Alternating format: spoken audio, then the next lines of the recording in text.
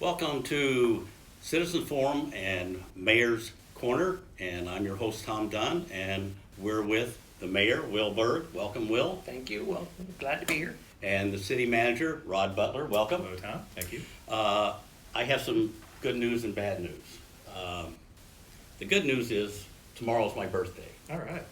I'm going to be 70-some years old, and that's the good news. The bad news is that I'm a year older. I forgot to shave this morning.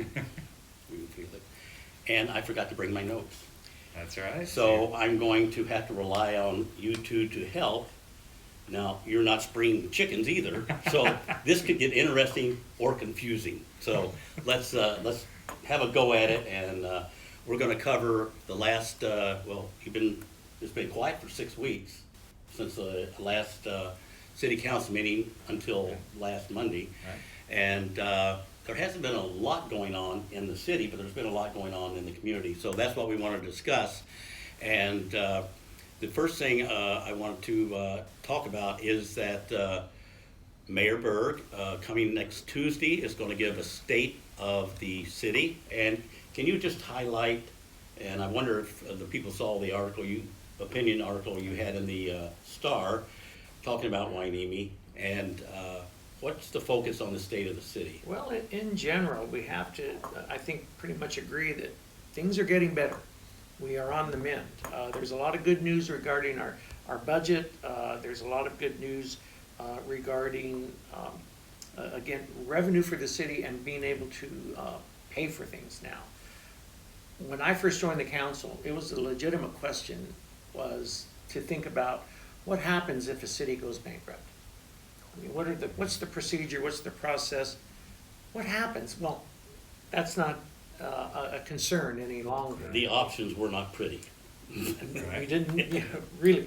So anyway, but I will share with the public next Tuesday morning, early in the morning, 7. Oh, Yeah, 7 o'clock. Oh, 700 Yeah. stands for, oh my God. We're going to be there. We're going to video it, so drink plenty of coffee so you're alert. Exactly, but so anyway, we passed our second consecutive 2-year budget on time in June. Yeah. This is the first time we've passed a budget on time. It used to take 2 years to pass a 1-year budget. Think about it at times. Remember Tom sitting Yes. there with me watching that process? Phil and I would go, what are they doing?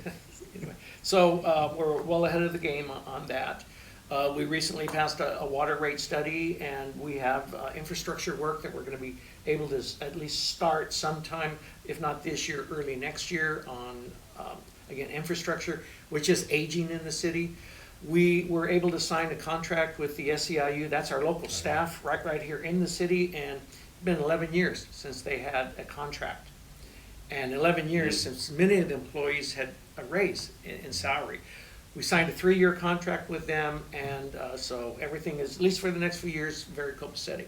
The police union, been 4, maybe 5 years since they had a contract. They're now under contract 3 years, and we're looking out for more. There's vehicles that are being purchased for the city. We're adding a few new positions, not sworn officers, but community officers through the police department to help the police do things that they don't need to necessarily do. Automobile accident, fender bender, traffic control. The policeman now doesn't have to get off the beat to take care of that, but we can have these community officers handle traffic and things like that. So that frees them up a bit. There are cities that have that already in operation. Yes, Yeah. yes. So now, with the revenues we have coming in, 2-year budget, we are budgeted to finish in the black the next 2 years as well, ever increasing amounts. Now we have to start looking at how we can apply and use this money in the best way possible. We can't fix everything tomorrow, but we sure are thinking about what it is we can do and what it is we need to do first, and what can we maybe postpone to a little bit later. Those are tough decisions, but they're a heck of a lot better than deciding what happens when a city goes bankrupt. Yeah.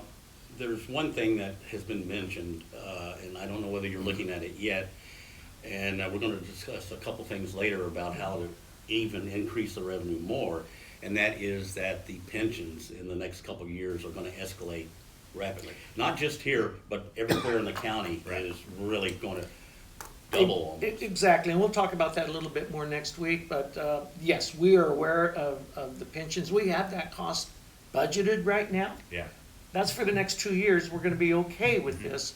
But yes, there will be increases in pension costs.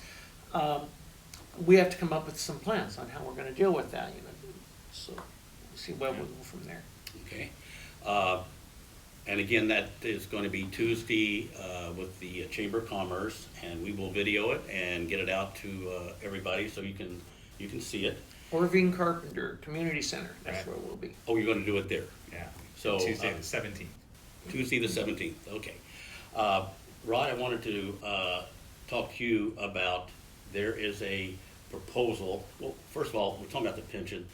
That was one of the reasons the RV proposal was brought up by one of the council members, and it was addressed at the last city council meeting, and if I remember, I think the common phrase was, don't even think about it. People didn't want anything down there. Now, that's a partially good, partially bad.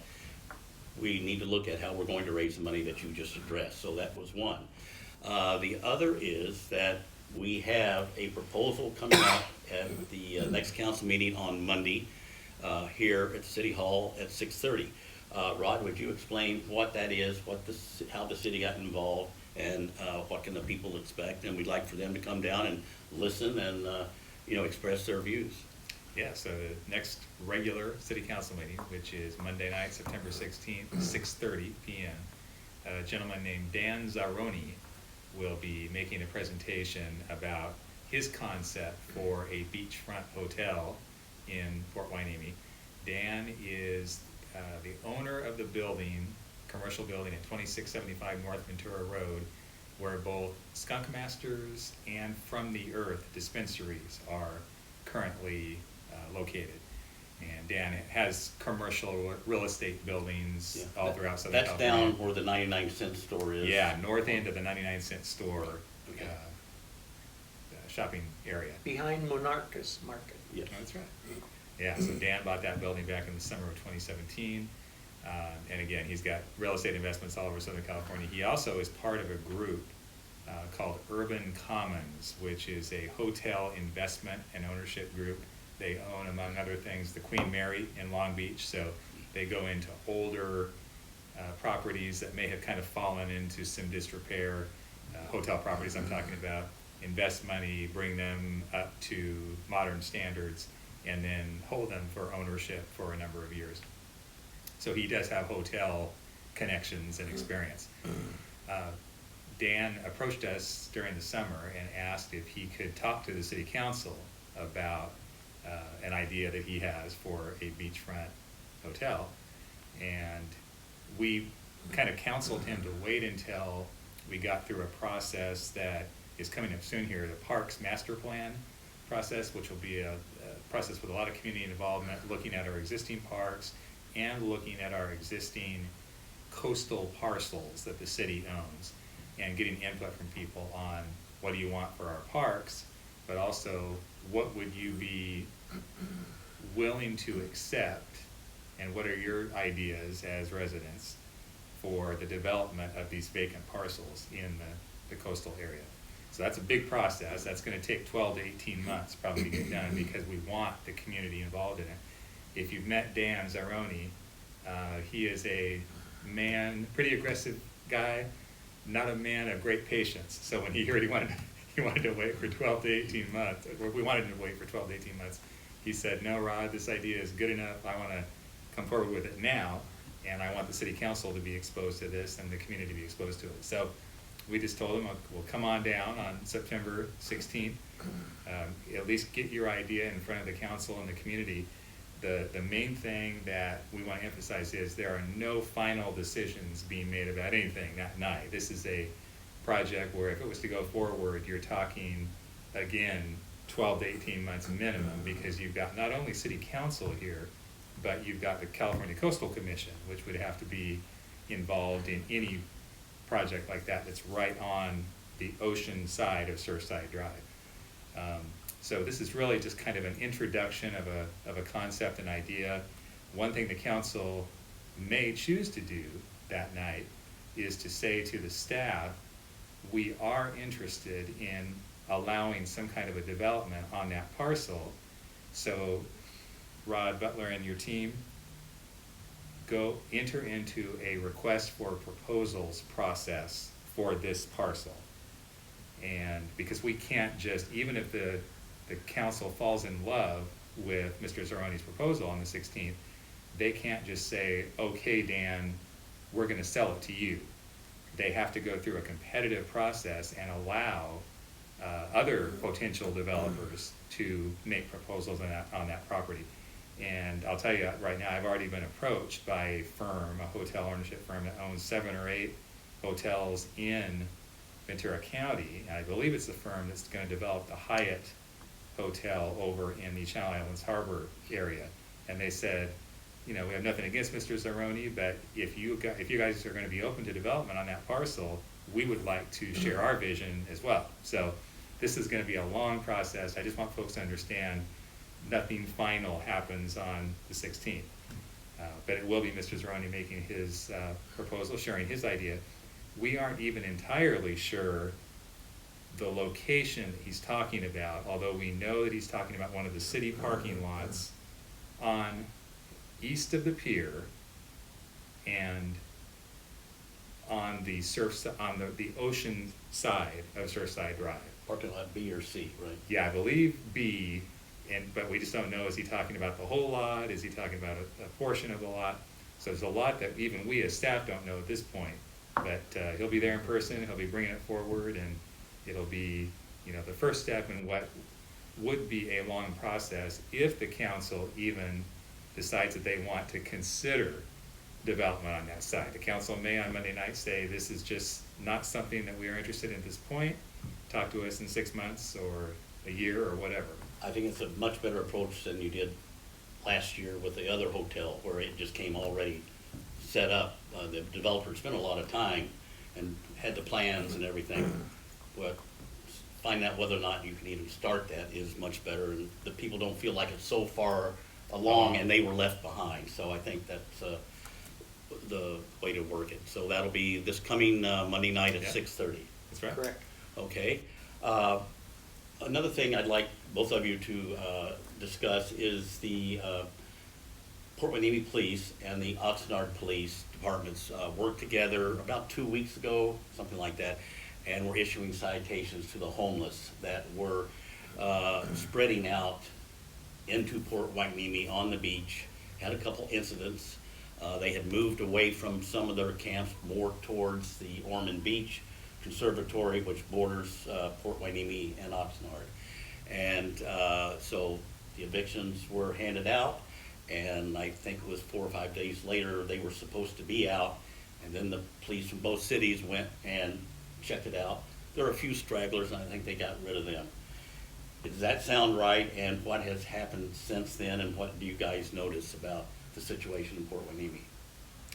Yeah, so you're correct that it was a joint effort of City of Port Hueneme and City of Oxnard, although Oxnard really had to take the lead because the encampments were within the Oxnard city limits. But we really appreciate their willingness to put a plan together, implement it. I know there's been a lot of frustration and comments that Oxnard's not doing anything, but we want to praise them when they do something, and they really implemented that plan well.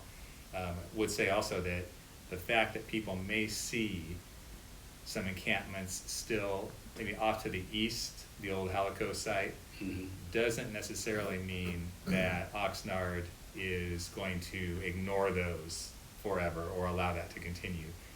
We're in contact with Oxnard regularly, both PD and city manager's office, and they are well aware of those and are, again, putting together the best plan of action to address those continuing encampments.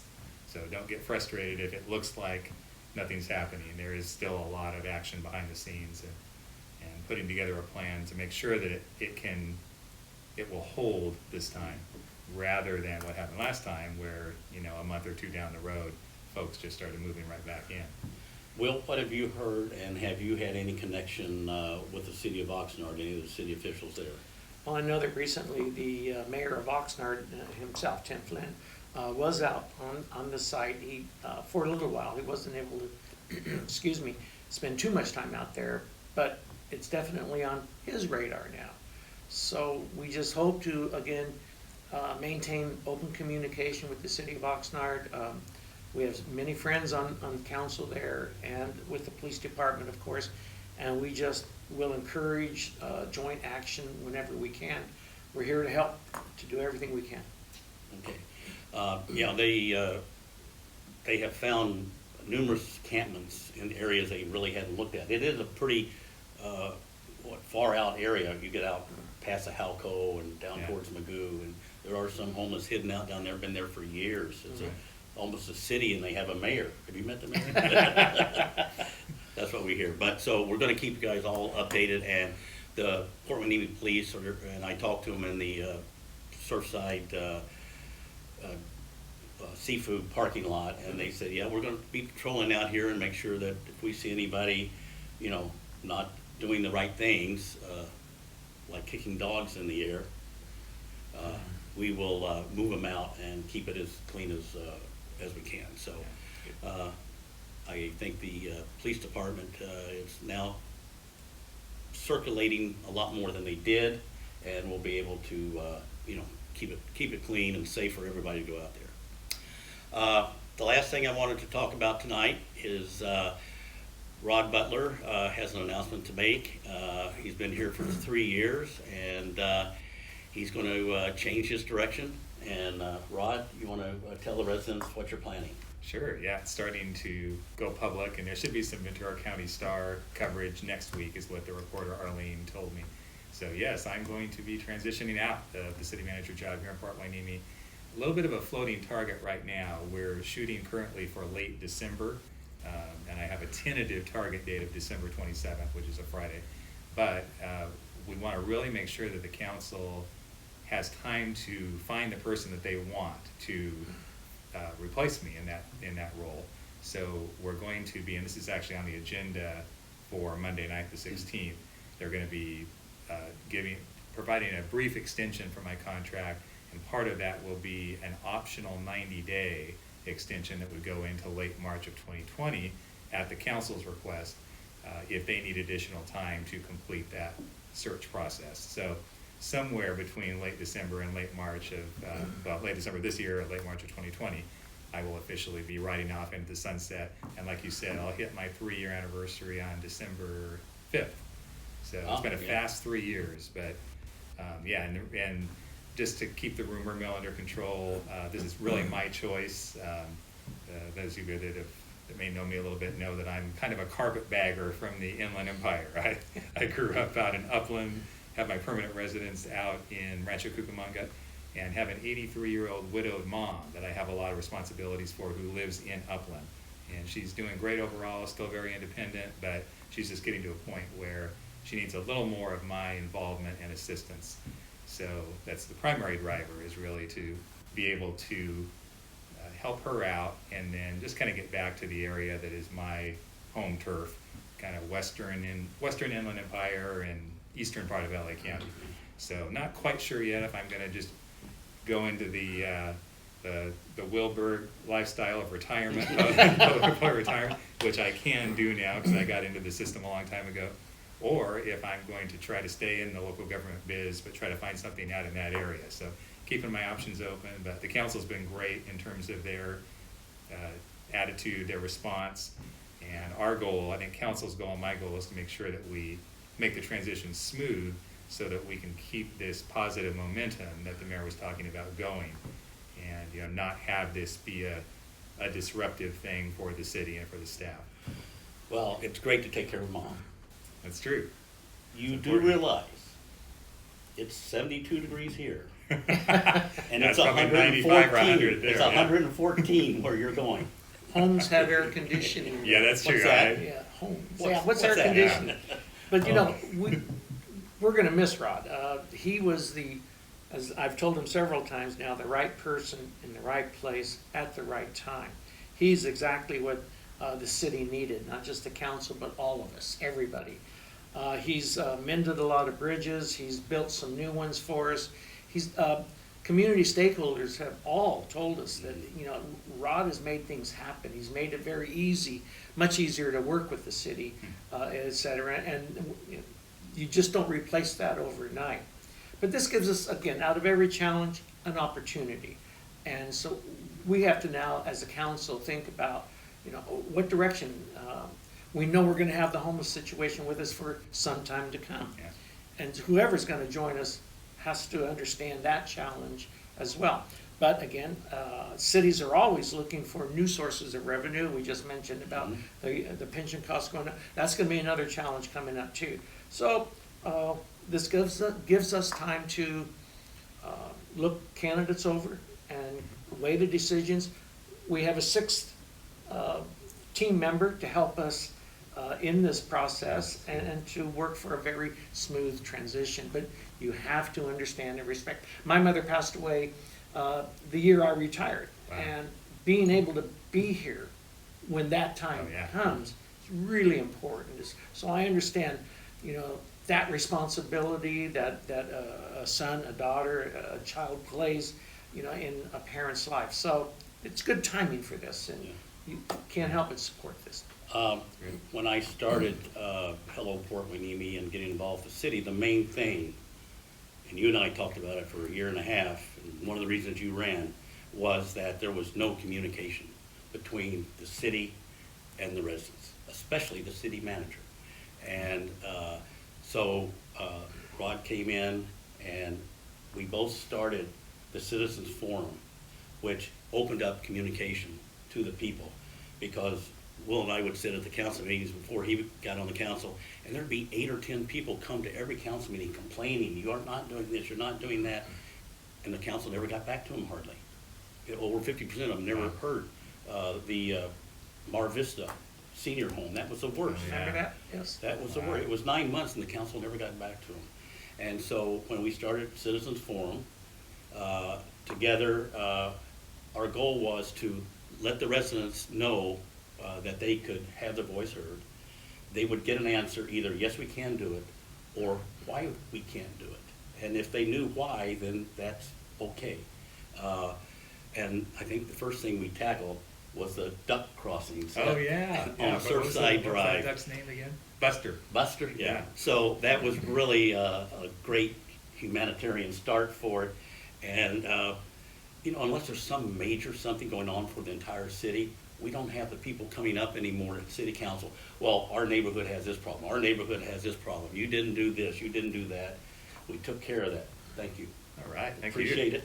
So we hope we find somebody that will continue with Citizens Forum. Matter of fact, Yeah. could you put that in the contract? In the next person? Well, keep in mind, we're not gonna find Rod, but we are gonna find somebody that's gonna be in the right place at the right time. Right, okay. Good. Thank all you guys for listening, and we'll be back soon with another report on what went on to City Council with the hotel proposal. And thanks for watching, and good night.